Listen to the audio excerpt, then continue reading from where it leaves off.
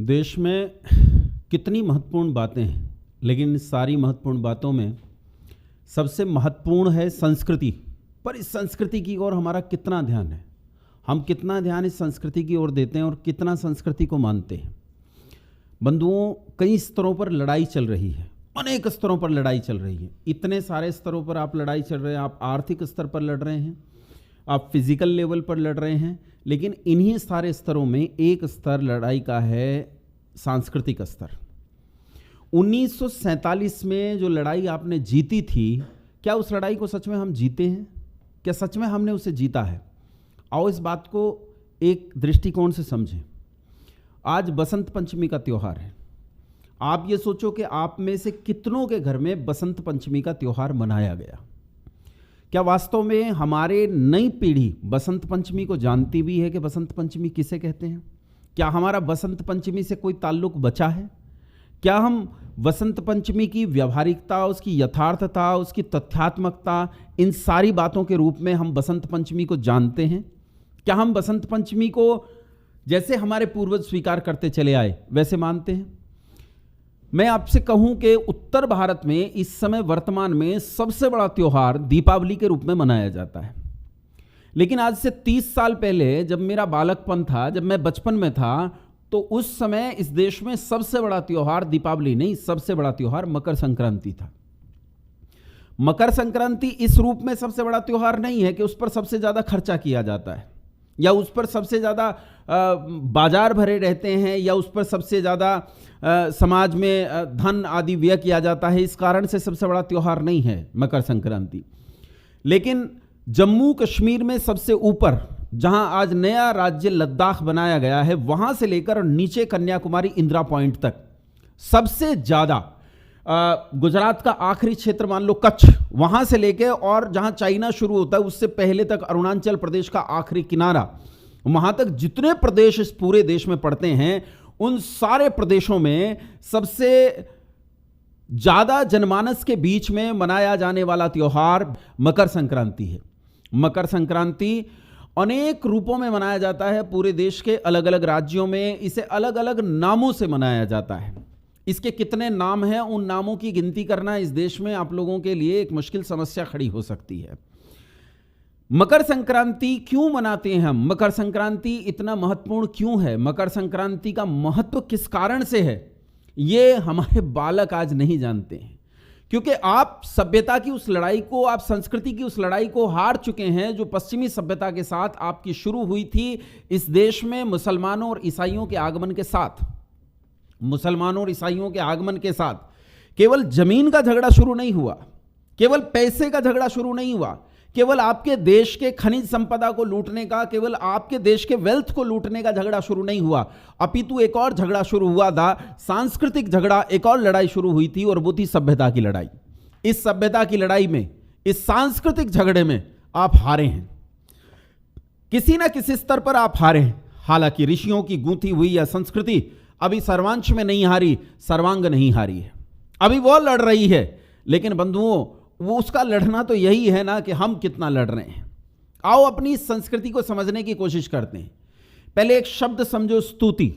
स्तुति किसे कहते हैं? आपने सुना होगा हम ईश्वर की स्तुति करते हैं, हम राम जी की स्तुति करते हैं। हम कहते हैं आजानुभुज शरचाप धर संग्राम जित खर दूषणम कंदर्प गुणित अमित छवि नव नील नीरद सुंदरम पटपीत मानहु तड़ित छवि रुचि शुचि नौमी जनक सुतावरम। हम ऐसे करके कविता गाते हैं और हम राम जी की स्तुति करते हैं। अच्छा, राम जी की स्तुति करने का लाभ क्या है? किसी भी वस्तु की, किसी भी व्यक्ति की, किसी भी डीटी की, किसी भी प्रतीक की स्तुति करने का लाभ क्या है? क्यों स्तुति करें हम? क्या आवश्यकता है हमें स्तुति करने की? तो स्तुति का लाभ होता है कि हम जिस चीज की स्तुति करते हैं उसकी स्तुति करने से हमारी उसमें प्रीति बन जाती है। जितनी ज्यादा किसी चीज की स्तुति मतलब गुण कथन करना, उसके गुणों का कथन करना, इसका नाम स्तुति है। आप गुण कथन करेंगे, स्तुति होगी, स्तुति से आपकी रुचि, आपकी प्रीति उस व्यक्ति में, उस वस्तु में, उस व्यवस्था में बन जाती है जिसकी स्तुति, जिसका गुण कथन आप कर रहे हैं। अगर आप गुण कथन एक वस्तु का करते हैं तो उसमें प्रीति बन जाती है, दूसरी वस्तु का करते हैं तो उसमें प्रीति बन जाती है। इसे यूं समझिए कि एक छोटा बच्चा होता है, उस छोटे बच्चे की अपनी सारी जो स्तुति होती है वो माँ की होती है।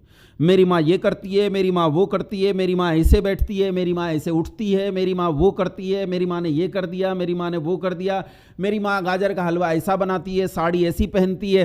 तो वो अपनी माँ का गुण कथन कर रहा है लगातार, और अपनी माँ का गुण कथन करने का परिणाम ये निकलता है कि उसकी अपनी माँ में रुचि बन जाती है, अपनी माँ में प्रीति बन जाती है, और इतनी प्रगाढ़ प्रीति बन जाती है कि उसका पिता बलिष्ठ है, उसका पिता खूब मजबूत शरीर का है। जब विपत्ति आती है तो विपत्ति में उसके मुख से पिता नहीं निकलता, माँ निकलता है। ये उस स्तुति का परिणाम है। स्तुति के कारण प्रीति बनी, और प्रीति का परिणाम ये निकला कि आज वो माँ माँ करने लगा है। लेकिन विचार करो, यही बालक जब बड़ा होता है, यही बालक जब 25 साल का होता है, 24 साल का होता है, तो 25 साल की अवस्था में इसका विवाह हो जाता। अब विवाह हुआ तो भैया पत्नी घर आ गई, पत्नी घर आई तो अब इसकी स्तुति बदल गई। अब ये गुण कथन मां का नहीं करता, अब ये गुण कथन पत्नी का करने लगता है। हमारी देवी जी ऐसी साड़ी पहनती हैं, हमारी देवी जी ऐसा बर्गर बनाती हैं, हमारी देवी जी ऐसी चाउमीन बनाती हैं, हमारी देवी जी ऐसा चिल्ला बनाती हैं, ये स्तुति करने लगता है। अब इसे मां की हाथ के वो बाजरे की रोटी में प्रीति नहीं रही है। क्यों? क्योंकि गुण कथन बदल गया, गुण कथन पत्नी का हो गया है, तो इसकी रुचि भी पत्नी में बन गई है।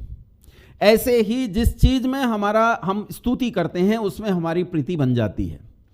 क्या हमने अपनी संस्कृति, अपनी सभ्यता की स्तुति की?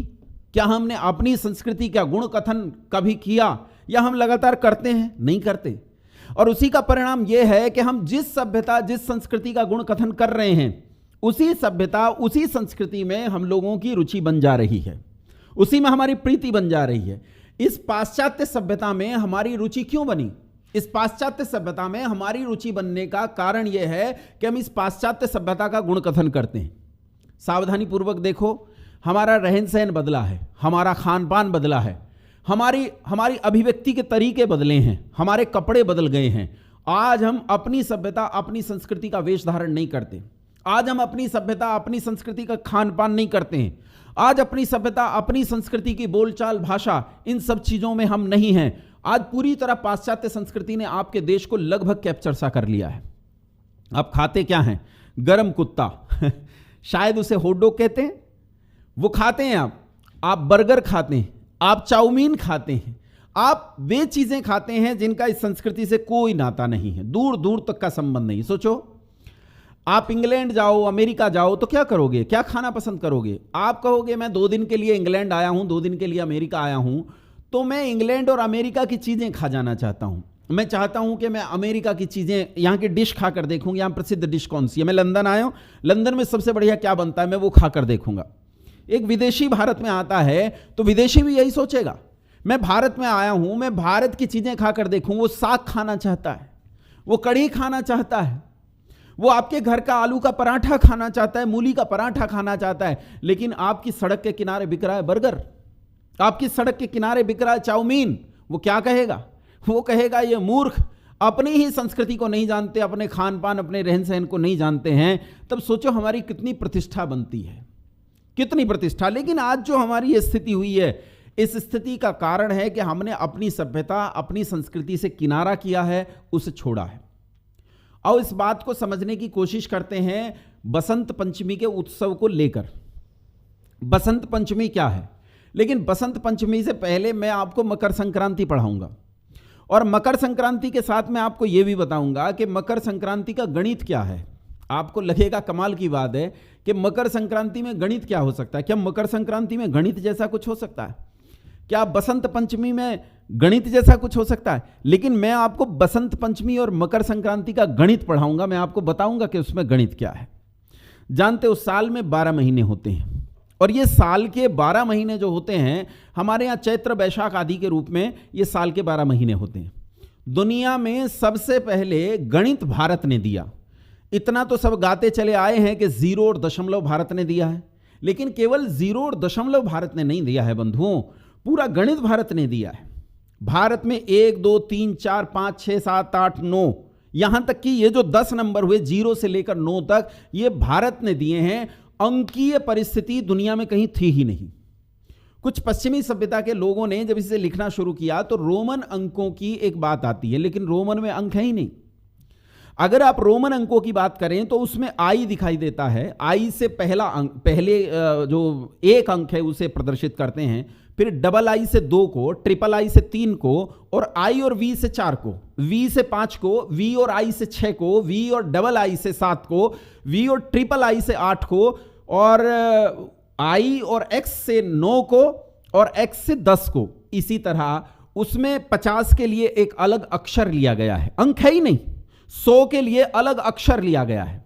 इसी तरह 200 के लिए ये अलग अलग अक्षर हैं, अंक है ही नहीं। अच्छा, जब उनके यहां जीरो है ही नहीं, इस पूरे रोमन अंक में क्या आपको कहीं जीरो दिखाई देता है? जीरो है ही नहीं। जीरो नहीं है तो आप कैसे कैलकुलेशंस करेंगे? आप कैसे गणितीय आकलन कर सकते हैं? आप कैसे संख्याओं का अनुमान कर सकते हैं? तब आप केवल प्रतीक रखेंगे। अक्षर केवल प्रतीक होता है और वही प्रतीक रखा गया है, उसके अलावा कुछ भी नहीं। ये समझ लीजिएगा। अब बात करते हैं कि इन्होंने साल के 12 महीने कैसे बनाए। इनके साल के 12 महीने थे ही नहीं, इनके पास महीने थे केवल 8, और वो 8 महीने हैं जनवरी, फरवरी, मार्च, अप्रैल, मई, जून, जुलाई, अगस्त, खत्म बात। इसके बाद इनके पास महीना ही नहीं है। अच्छा, इन्हें जब पता लगा रे बाप रे महीने तो 12 होते हैं, लेकिन ये तो 8 ही महीने हुए, तब इन्होंने उस समय सोचा कि इस समय भारत में कौन सा महीना चल रहा है, उसी महीने का नाम यहां रख देते हैं। तो भारत में उस समय 7वां महीना चल रहा था, लेकिन 7वें महीने का नाम क्या है ये नहीं पता कर पाए, पर इन्होंने ये पता चल गया कि 7वां महीना है। और 7 को संस्कृत भाषा में कहते हैं सप्त, और सप्त को अंग्रेजी में इन्होंने कहा SEPT, सेप्ट, और इससे बनाया सितंबर। इसी तरह 8 को संस्कृत में अष्ट कहते हैं, उसी अष्ट को OCT करके इन्होंने लिखा, जिसे बाद में इन्होंने अक्टूबर कहा। 9 को अंग्रेजी भाषा, संस्कृत भाषा में नवम कहते हैं, इसी नवम को इन लोगों ने अंग्रेजी में NOVE, नव कहा और उसे नवंबर कर दिया। और इसी तरह 12वां महीना इन्होंने दशम के आधार पर दशंबर यानी दिसंबर कर दिया। इस तरह इन विचारों के किसी तरह जोड़ तोड़ करके, किसी तरह गड़बड़ी और सुधार करके इनके 12 महीने पूरे हुए। लेकिन इनके ये 12 महीने किसी गणितीय आकलन पे नहीं है, ये कुछ तो देवताओं के नामों पर रखे हैं और कुछ इन्होंने नकल की है। मैं तो ये कहता हूं इनके जो पहले 8 देवता हैं, वो 8 देवता भी इनके अपने घर के नहीं हैं। ये जो 8 देवता हैं इनके, ये 8 देवता भी भारत में जो 33 कोटि देवता कहे जाते हैं, उन 33 कोटि देवताओं में से 8 जो वसु हैं, उन वसुओं के ही इन्होंने नाम रखे हैं। क्योंकि वहां जो देवताओं के नाम हैं, मार्स है, वीनस है, या जो भी देवताओं के नाम उन्होंने रखे हैं, ये ज्यादातर ग्रह उपग्रहों के ही नाम हैं। और आप देखें वसुओं में 5 तो यही आते हैं, पृथ्वी, जल, अग्नि, वायु और आकाश। और उसके बाद क्या आते हैं? उसके बाद आते हैं नक्षत्र, सूर्य और चंद्रमा। 3 ये हो गए, मिलकर 8 वसु होते हैं। यही 8 वसु उनके 8 देवता हैं, और बाकी के 4 अंकों को इन्होंने यह महीने बनाया। इस तरह इनका साल पूरा हुआ किसी तरह करके। अब अपन लोगों की क्या मजबूरी थी, जब हमारे पास एक व्यवस्थित गणित था, एक व्यवस्थित साल संवत्सर था, जिसमें 6 ऋतुएं थी और हर ऋतुओं में 2-2 महीने थे, तो हमें क्या जरूरत थी दूसरों के गणित की चोरी करने की या दूसरों की नकल करने की, जिसमें कोई तर्क नहीं, जिसमें कोई रस नहीं, जिसमें कोई तथ्य नहीं, आप उसकी नकल कर रहे हो। इसे कहते हैं सभ्यता में हार जाना, इसे कहते हैं सांस्कृतिक रूप से परास्त होना। लेकिन कमाल की बात यह है, आप उस संस्कृति से हार रहे हो जिसमें बल नहीं है, जिसमें दम नहीं, तथ्य नहीं है, तर्क नहीं है, योग्यता नहीं है। आप उस संस्कृति से हार रहे हो। आपके 12 महीने चैत्र, वैशाख आदि हैं, और इन्हें 6 ऋतुओं में 2-2 महीने के रूप में बांटा गया है। 6 ऋतुएं कौन सी हैं? अच्छा, मैं आपसे पूछूं 6 ऋतुएं कौन सी हैं, तो क्या बता पाओगे? आज स्थिति हमारी यह है कि हम अपने देश की ऋतुओं की बात नहीं बता सकते। हाँ, आप में से कुछ लोग बता सकते हैं, मैं मानता हूं कि कुछ लोग आप में से बता पाएंगे कि 6 ऋतुएं कौन सी हैं, लेकिन सब नहीं बता पाएंगे। नई पीढ़ी नहीं बता पाएगी कि 6 ऋतुएं कौन सी हैं और हर ऋतु में महीने कौन से हैं, ये नहीं बता पाएगी। हमारे यहां सबसे पहली ऋतु बसंत ऋतु, बसंत के बाद आती है ग्रीष्म, ग्रीष्म के बाद आती है वर्षा, वर्षा के बाद आती है शरद, शरद के बाद हेमंत, हेमंत के बाद शिशिर, और शिशिर के बाद फिर से बसंत आ जाती है। मकर संक्रांति को समझो। मकर संक्रांति क्या है? ये मानो सूरज है, सूरज के चारों ओर धरती घूम रही है, लेकिन सूरज के चारों ओर जो धरती घूम रही है, ये कैसे घूम रही है? किसी गोल पथ पर नहीं घूम रही, बल्कि इसके घूमने का पथ हमारे शास्त्रों के हिसाब से ऐसा अंडाकार पथ है। अच्छा, विज्ञान क्या मानता है? क्या मानता है? यही तो मानता है कि इसका पथ अंडाकार है। ये एक बार पृथ्वी सूरज से बहुत दूर जाती है, लेकिन एक बार ये पृथ्वी सूरज के नजदीक से गुजरती है। इस तरह ये एक पथ पर घूमती है, और जिस पथ पर घूमती है इस पथ को कहते हैं क्रांति पथ।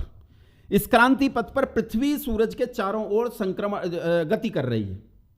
अब जब ये गति कर रही है तो गति करते हुए ये जो इसका रास्ता बना, इस रास्ते को ज्योतिर्विदों ने 12 हिस्सों में विभाजित कर दिया। इन हिस्सों को जगह होने के कारण राशि कहा गया।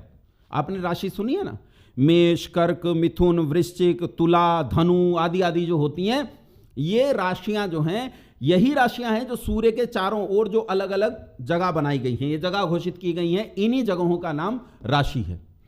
इन राशियों में धरती घूमती है। लेकिन होता क्या है, इसे थोड़ा व्यवहारिक तौर पे समझो कि जब आप बस में बैठकर सफर करते हो तो आपको स्वयं दौड़ते हुए दिखाई नहीं देते, आपको पेड़ पीछे की ओर दौड़ते हुए दिखाई देते हैं। बस यहां भी यही घटना घटती है। धरती सूरज के चारों ओर घूम रही है, लेकिन आपको घूमता हुआ दिखाई देता है सूरज। आपको लगता है सूरज पूरब में था, अब सिर पर आ गया है, अब पश्चिम की ओर जा रहा है। इस तरह आपको लगता है कि यह सूरज धरती के चारों ओर घूम रहा है। और बस यहां भी धरती पर बैठे हुए हमें यह नहीं लगता कि पृथ्वी मेष राशि में है या पृथ्वी वृश्चिक में है, मिथुन में है, तुला में है। हमें लगता है कि सूर्य मिथुन में है, सूर्य वृश्चिक में है, सूर्य मेष में। ऐसा लोक व्यवहार में प्रचलित है, इसमें कोई आपत्ति की बात नहीं। और जब गति करते हैं तो पृथ्वी संक्रमण करती है इन राशियों के बीच में, लेकिन हमें दिखता है कि सूर्य संक्रमण कर रहा है। तो सूर्य जब एक राशि से दूसरी राशि में घुसता है तो इसे संक्रमण काल कहा जाता है, और उस अवस्था को संक्रांति कहते हैं। तो ऐसे साल में 12 संक्रांतियां आती हैं, हर राशि में प्रवेश करते हुए एक संक्रांति आती है। इन्हीं में से एक संक्रांति है मकर संक्रांति। अब मकर संक्रांति क्यों प्रसिद्ध है? क्या मकर संक्रांति में ऐसा क्या विशेष है कि मकर संक्रांति प्रसिद्ध हो गई है? मकर संक्रांति प्रसिद्ध इसलिए कि मकर संक्रांति वाले दिन जो धरती सूरज के चारों ओर घूमते हुए 23.5 अंश पर झुकी हुई है, उसकी परिस्थिति सूरज की तुलना में ऐसी बनती है कि सूरज उसके दक्षिण भाग से उत्तर भाग में चमकने लगता है। इस 6 महीने को जिसमें उत्तर भाग में चमकेगा, इसे उत्तरायण कहा जाता है। और जब यह दक्षिण भाग में होता है तो उसे दक्षिणायन कहते हैं। दक्षिणायन में रातें लंबी होती हैं। जैसे अभी सोचो, अभी इस समय ठंड चल रही है, अभी तक रातें कैसी थी? लंबी। दिन कैसे थे? छोटे। इसकी तुलना में अब क्या होगा? अब से दिन लंबा होना शुरू हो जाएगा और रात्रि छोटी होनी शुरू हो जाएगी। दिन की लंबाई से क्या फर्क पड़ा? दिन की लंबाई से यह फर्क पड़ा कि अब सूरज ज्यादा देर धरती पर चमकेगा, और पृथ्वी पर ऊर्जा का स्रोत क्या है? और स्रोत क्या है? सूर्य। सूर्य जितनी देर धरती पर चमकेगा उतनी ही ज्यादा ऊर्जा रहेगी। इस ऊर्जा के काल को उत्तम माना जाता है, इसलिए उत्तरायण को अच्छा माना जाता है। उत्तरायण को ऊर्जा का काल माना जाता है, प्रकाश का काल माना जाता है। हमारे यहां तो मंत्र हैं, असतो मां सदगमय, तमसो मां ज्योतिर्गमय। मैं अंधकार से प्रकाश की ओर जाऊं। तो रात्रि लंबी थी, अब रात्रि छोटी होगी, दिन लंबा होगा। इस तरह जब ये उत्तरायण में आती है तो उस दिन को मकर संक्रांति के रूप में मनाया जाता है। इसका नाम है मकर संक्रांति, इसलिए मकर संक्रांति विशेष है।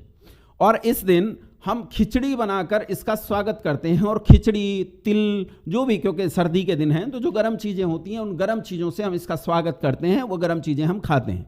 भगवान की ऐसी कृपा है कि जब जो मौसम होता है उसी मौसम के अनुकूल चीज़ें पैदा होती हैं। सर्दियों में गर्म चीज़ें पैदा होती हैं, गर्मियों में ठंडी चीज़ें पैदा होती हैं। जब पानी की बहुत ज़्यादा ज़रूरत हो तो फल भी पानी वाले आने लगते हैं। देखो, जब पानी की ज़रूरत होती है तो खरबूजा आता है, तरबूज आता है, उनके भीतर ही पानी भरा हुआ है। परमात्मा ने ऐसी व्यवस्था का निर्माण किया, ऐसी उत्तम व्यवस्था का निर्माण किया है, तब भी कोई ना माने तो कोई क्या कहे, तब हम क्या कर सकते हैं। कहने का अर्थ यह है, मकर संक्रांति उस दिन से जिस दिन उत्तरायण शुरू हुआ। लेकिन ये बताओ बंधुओं, मकर संक्रांति कौन से दिन मनाते हो तुम? कौन से दिन हैं? कौन से दिन? 14 जनवरी। 14 जनवरी को आप मकर संक्रांति मनाते हैं। लेकिन अगर मैं अंग्रेजी महीनों के, अव्वल तो अंग्रेजी महीनों के हिसाब से मकर संक्रांति मनाई नहीं जा सकती, लेकिन अगर अंग्रेजी महीनों के हिसाब से भी देखो तो सबसे आखिरी दिन, जो सबसे छोटा दिन होता है, वो कौन सा होता है जहां से दिन बढ़ना शुरू होता है? कौन सा? 22 दिसंबर। 22 दिसंबर से दिन बढ़ना शुरू होता है। इसका मतलब 22 दिसंबर में सूर्य उत्तरायण हो गया।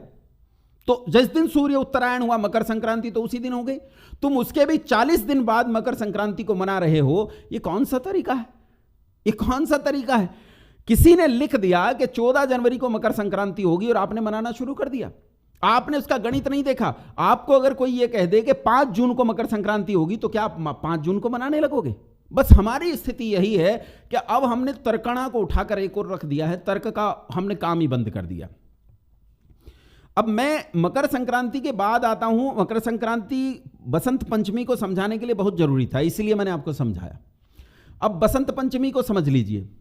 मकर संक्रांति के बीत जाने के बाद कुछ काल के बाद जब सूर्य उत्तरायण होकर इधर रोशनी और प्रकाश फैलाने लगता है तो कुछ दिन में प्रकृति को पता लग जाता है कि अब ऊर्जा अधिक आ रही है और अब उन्हें नए तरीके से खिलना है। प्रकृति खिलने का काम शुरू करती है। लेकिन इन सारी ऋतुओं में जिसे ऋतुराज कहा जाता है उसका नाम बसंत है। बसंत आएगा चैत्र मास के शुक्ल पक्ष की पहली तिथि यानी प्रतिपदा को, जिस दिन हमारा नया साल होता है, जिस दिन अपन फाइनेंशियल ईयर शुरू करते हैं, उस दिन आएगा ऋतुराज, उस दिन आएगा बसंत, उस दिन मनाया जाएगा नया साल। पर ये सोचो, अभी जो बसंत पंचमी हम मना रहे हैं, हमारे बसंत पंचमी मनाने का आज दिन है, कौन सा दिन है आज? माघ मास के शुक्ल पक्ष की पंचमी तिथि। तो अभी तो बसंत आया ही नहीं। बसंत तो लगेगा चैत्र में। फिर हम 40, अब यहां पंचमी तिथि है यानी 25 दिन तो ये बचे हुए हैं और 15 दिन पूरे कृष्ण पक्ष के, जो चैत्र मास का कृष्ण पक्ष जाएगा 15 दिन, उसके 15 और 25 जुड़कर हो गए 40 दिन। यानी अभी तो 40 दिन पड़े हैं बसंत के आने में। फिर हम आज बसंत पंचमी क्यों मना रहे हैं? तो बंधुओं, ये बसंत यानी ऋतुराज के आने से पहले उसकी अगुवाई में ढोल नगाड़े बजाना है।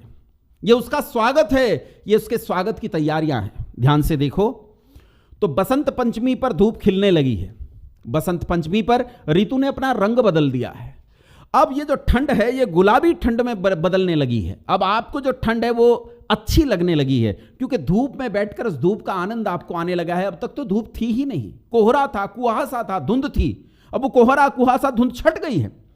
अब धूप निकलने लगी है, हल्की बारिश हो जाएगी, वो बारिश पूरी धुंध को धो देगी और उसके बाद चारों ओर सूर्य का साम्राज्य होगा और बसंत के आगमन की तैयारियां शुरू होंगी।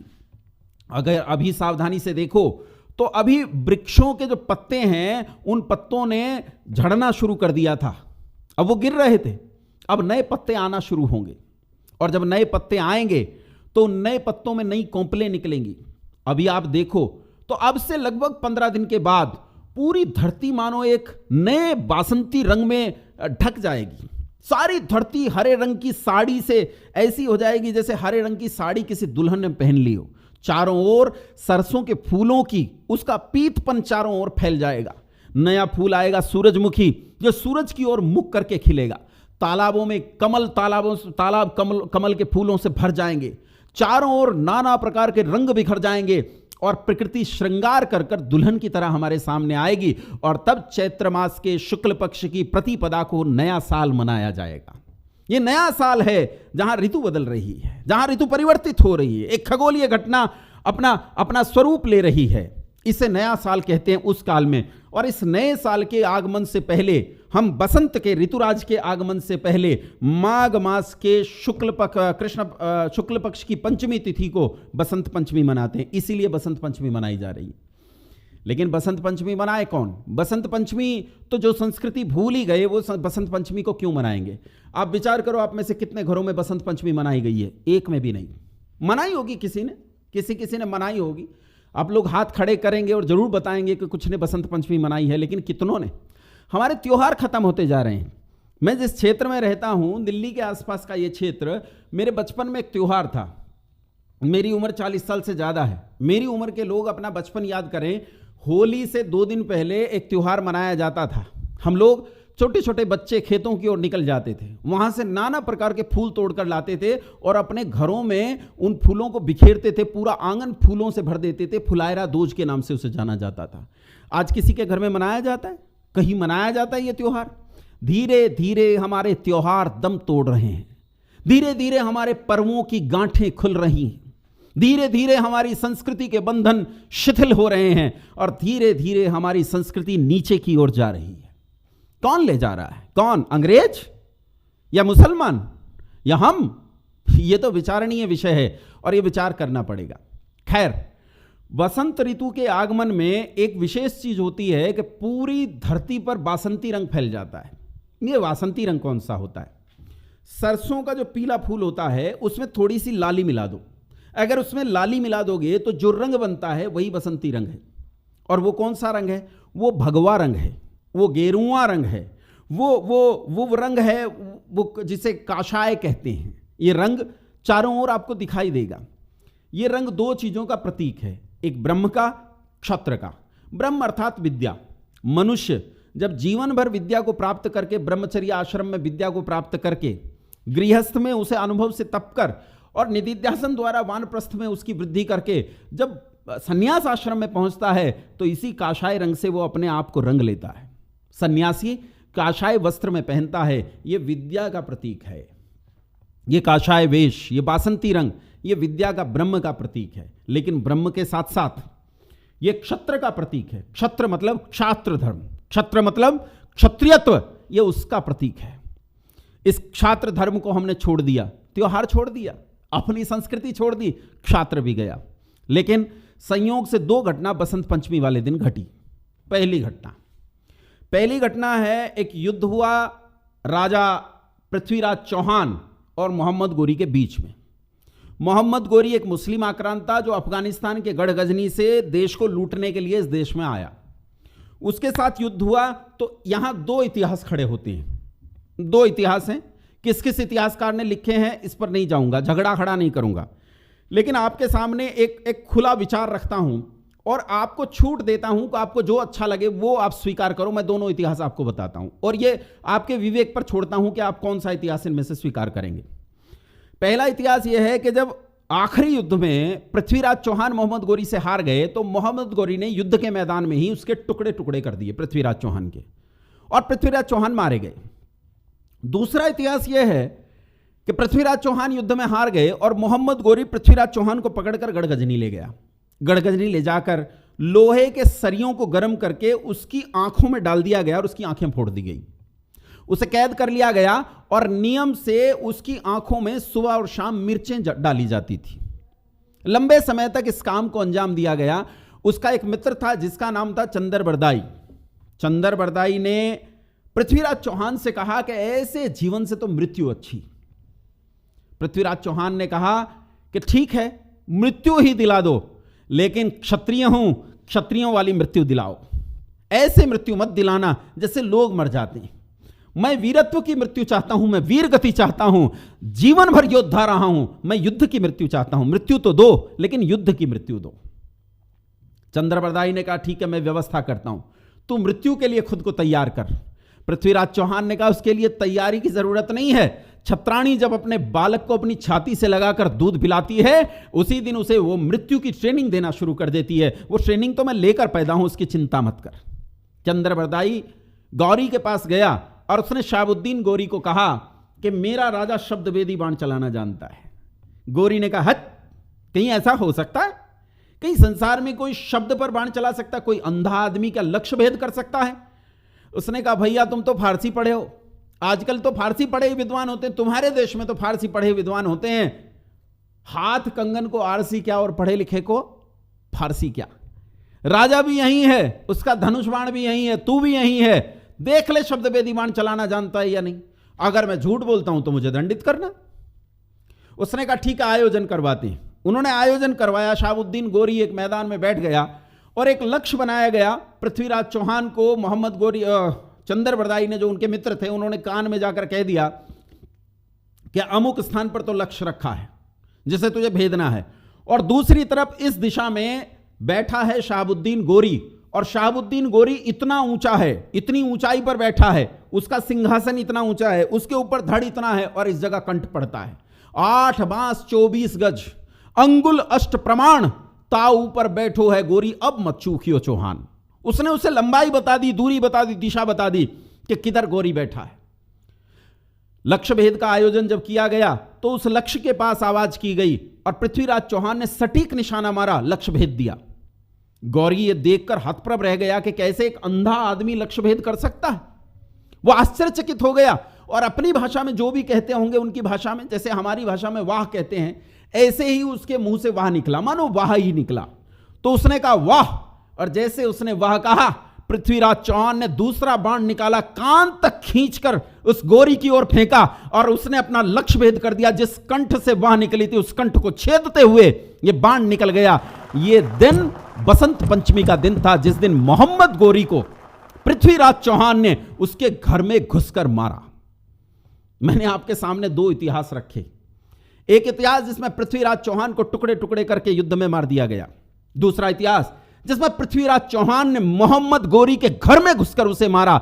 आपकी मर्जी, आपके विवेक पर छोड़ता हूं, आपको कौन सा इतिहास अच्छा लगता है, आपको कौन सा इतिहास गौरव देता है, आपको कौन सा इतिहास अपने बालकों को सुनाना चाहिए ताकि उनके भीतर यह क्षात्र धर्म जन्म ले सके, ताकि उनके भीतर यह बासंती रंग फूट सके।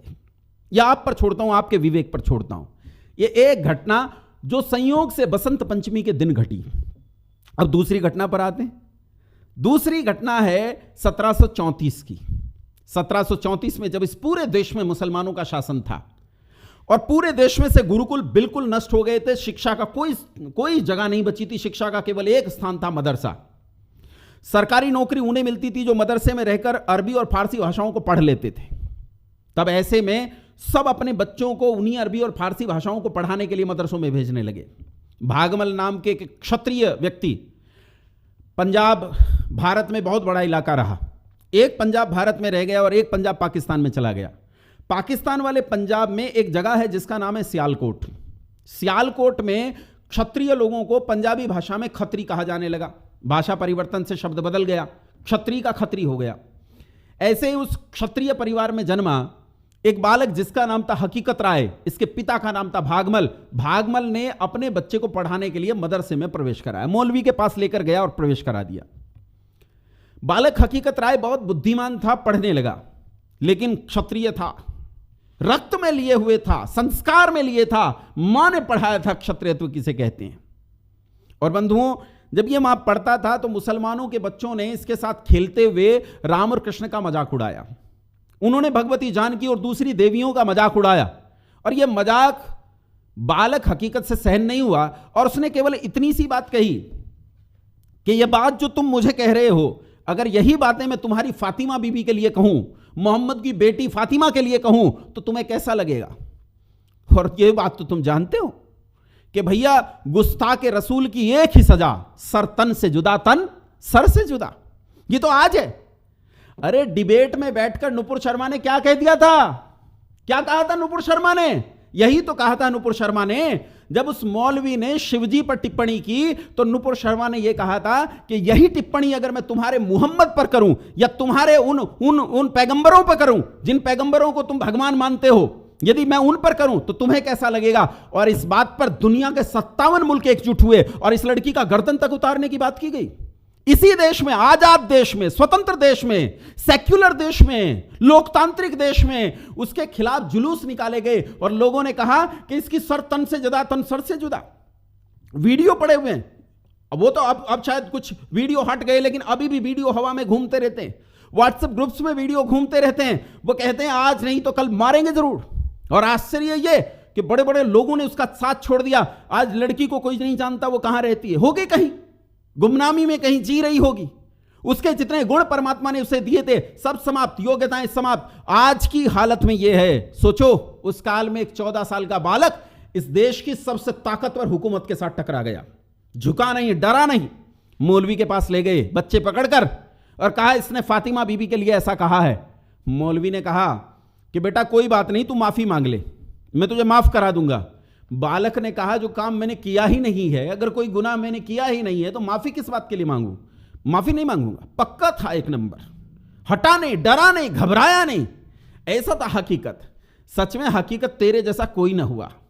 सच में हकीकत तुझसे पहले और तेरे बाद ऐसी वीरता किसी ने दिखाई जो तूने 13-14 साल की उम्र में दिखाई। वो डट गया और उसने कहा माफी नहीं मांगूंगा। बात न्यायाधीशों और काजियों तक पहुंच गई। काजियों ने बच्चे को फांसी की माफ कीजिए मृत्यु दंड की सजा सुना दी। बात माता पिता तक पहुंची। भागमल और गोरा दौड़े दौड़े आए। देखो वो स्त्री जिसके घर में 10 दासियां काम करती थी, उस स्त्री ने अपना नंगा सिर उस गंदे मौलवी के गंदे पैरों में रख दिया। उस नीच के पैरों में रख दिया, उस मूर्ख के पैरों में रख दिया जो नहाता तक नहीं, और कहा कि काजी साहब मेरा सर्वस्व ले लो, हमारे पास बहुत जमीन है, सारी जमीन ले लो, सारी संपत्ति ले लो, हमारे महल दुमहले ले लो, लेकिन हमारे बच्चे को माफ कर दो। दोनों पति पत्नी इस्लाम स्वीकार करने के लिए तैयार हो गए। काजी ने कहा बात यहां तक नहीं रही, बात अब बहुत आगे बढ़ गई है, हकीकत को इस्लाम स्वीकार करना पड़ेगा। माता पिता इतने मजबूर हुए और बच्चे के पास जाकर कहे कि बेटा हमारे लिए तू ही नहीं रहेगा तो क्या बचेगा, तू इस्लाम कबूल कर ले। बच्चे ने कहा पिता ऐसे नहीं, बचपन में मेरी मां ने और तुमने मुझे बताया कि धर्म एव हतो हंति धर्मो रक्षति रक्षितः तस्मात् धर्मो न हंतव्यो मानो धर्मो हतो वदीत। आपने मुझे संस्कृत पढ़ाते हुए कहा था कि मरा हुआ धर्म मार डालता है और जीवित धर्म तुम्हारी रक्षा करता है। पिता आज तुम बच्चे को बचाने के लिए धर्म की हत्या करने पर उतारू हो, तुम मुझे इस्लाम कबूल करने के लिए कह रहे हो। और उसने साफ मना कर दिया, उसने कहा मैं किसी सूरत में इनके सामने नहीं झुकूंगा, ना माफी मांगूंगा, ना इस्लाम कबूल करूंगा। अंततोगत्वा इस बच्चे को फांसी, उसे मारने की सजा सुना दी गई। मारा कैसे गया, यहां तक जमीन में दबा दिया गया, उसके ऊपर चारों ओर हजारों लोग इकट्ठे हो गए और उन्होंने ईंट पत्थर उस बच्चे पर फेंके। ईंट पत्थरों के लगने से जब बालक बेदम और क्षत विक्षत हो गया तो जल्लाद ने एक खड़ग से उसके सर को धड़ से अलग कर दिया। लेकिन जिस समय उसने उसके सर को उसके धड़ से अलग किया, उस समय वीर हकीकत की आंखें आसमान की ओर उठी हुई थी, उसका चेहरा दर्प से चमक रहा था, उसका मस्तक अभिमान से ऊंचा था और उस खड़ग के प्रहार से उसका मस्तक कटकर जमीन पर नहीं गिरा, बल्कि वो आसमान में उछला और आसमान में वहां जाकर स्थापित हो गया जहां सूर्य स्थापित है, वहां जाकर स्थापित हो गया जहां चंद्रमा स्थापित है, वहां जाकर स्थापित हुआ जहां तारे स्थापित हैं। वो आज भी वही खड़ा चमक रहा है, आज भी वो धर्म की रोशनी सारे संसार को दे रहा है। जरूर उसका पार्थिव शरीर जमीन पर गिरा होगा, मैं भी मानता हूं गिरा होगा, लेकिन वो क्या है, उसका धर्म का शरीर आज भी आसमान में है। और हकीकत तेरे जैसे हम न हुए, हम अपने धर्म को न बचा सके। 14,000 हिंदुओं का धर्मांतरण इस देश में ईसाई प्रतिदिन करते हैं, लाखों लोगों को मुसलमान बनाया जाता है, वो धर्म परिवर्तन कर रहे हैं। लेकिन हकीकत तूने उस काल में रहकर भी हमारे धर्म की उस गरिमा को बनाए रखा, जिस गरिमा की अक्षुण्णता के लिए राम और कृष्ण जिए, जिसकी अक्षुण्णता के लिए चाणक्य ने अपना सारा सर्वस्व लगाया, तूने उसे पालन करने के लिए 14 साल की उम्र में अपना बलिदान दे दिया। तेरा बलिदान अविस्मरणीय है। यह बसंत पंचमी आज का दिन, जिस दिन हकीकत बलिदान हुआ, यह दिन गौरवान्वित हुआ कि आज हकीकत मेरे समय पर बलिदान हुआ। 1734 स्थिति को गए बहुत लंबा समय हो गया, लेकिन जानो कि हकीकत आज भी जिंदा है। हकीकत आज भी आकाश में सूर्य की तरह चमक रहा है। उसका वो कटा हुआ सिर तुम्हें चेता रहा है और कह रहा है, क्या तुम मेरा बलिदान व्यर्थ कर दोगे? इस बसंत पंचमी पर इस केसरिया रंग को अपने मुख पर पोत लो, इस केसरिया रंग को अपनी धमनियों में बहने दो और इस धर्म की रक्षा करो। अगर तुमने इस धर्म की रक्षा नहीं करी तो यह धर्म तुम्हें मार डालेगा। मरा हुआ धर्म किसी की रक्षा नहीं करता, मरा हुआ धर्म व्यक्ति को मार डालता है। बहुत धन्यवाद, नमस्ते।